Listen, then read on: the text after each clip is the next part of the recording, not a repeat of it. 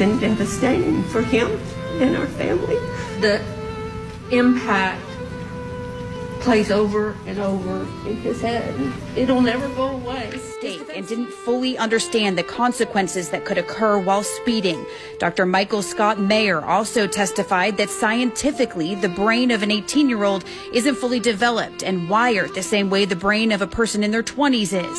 How could he do something so stupid? He's a bright kid.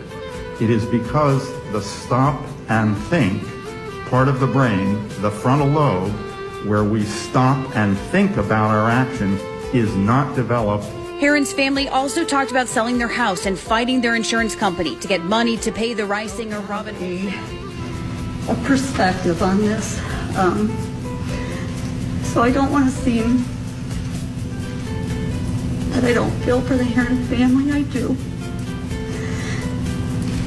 But their perspective on what they've lost can't compare to two sweet souls crossing the street coming home from a party. The state also pulled up a log from Herrin's Mustang that details how fast it was going just days before the crash, 162 miles per hour on I-75. This was a crash, not an accident.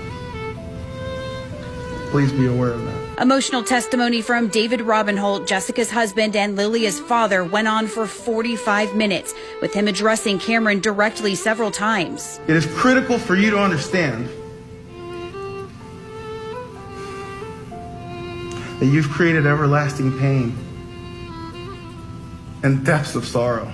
He described his wife, her character, and personality. He then discussed how it feels to walk into his daughter's bedroom. I can't get the thought out of my head of the entitled monster who killed them.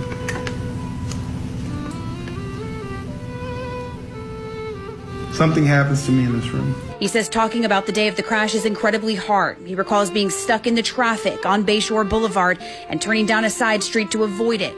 He says he knew something was wrong walking into Jessica's uncle's house to grab their luggage and not seeing them there.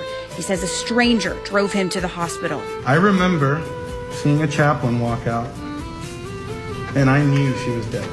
I can't explain to you the effort and courage it takes to walk into that morgue and see the injuries that you created on her.